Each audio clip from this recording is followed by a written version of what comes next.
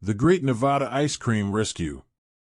The sun in Nevada wasn't content with just shining, oh no.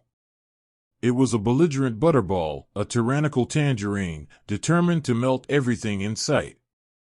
Asphalt shimmered like a mirage, roads turning into sticky, licorice rivers. Tumbleweeds, usually rambunctious rogues, lay panting like beached whales, too beat to even tumble. Prickly Pete, a prickly pear cactus with a spine sharper than his tongue, stood by his mailbox, a dented tin can that looked like it might succumb to the heat any minute. Even sweat, the honest expression of exertion, couldn't be bothered to leave his body. It just clung to him like a cheap polyester shirt in a sauna. "This ain't livin', it's bikini," Prickly Pete grumbled, his voice a dry rasp. "Makes me miss the good old days when the only thing melt in was your popsicle." Suddenly, a frantic yelp echoed from across the street. It was Bernie the Burro, his once proud mane now a limp, sweaty mop. He was hauling a rickety wagon, piled high with what looked like ice cream cones. "Prickly Pete, darlin', you gotta help." Bernie brayed, his voice cracking. "This infernal heat's turning my frozen treats into melty messes faster than you can say Sunday FOMO."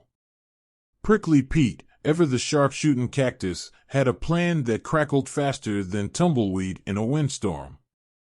"Grab those floppy ears of yours, Bernie, we're going on a rootin' ice cream rescue." They hitched Bernie's wagon to a beat-up pickup truck, the only one in Deadwood Gulch that hadn't succumbed to the heat coma.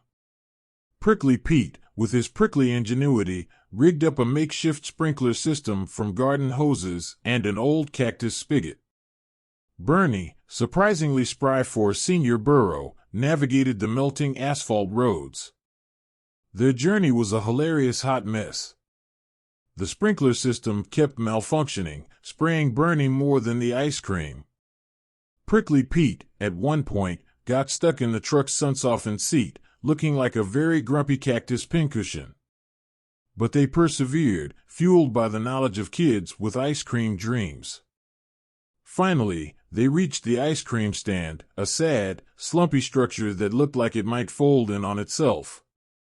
With a final burst of cactus-powered determination, Prickly Pete blasted the stand with the sprinkler.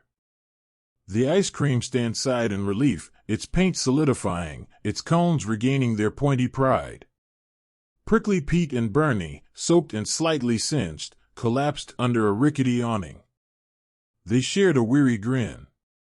Even in the Nevada heat, a little bit of prickly sass and a whole lot of Burro Brawn could still save the day, and the ice cream.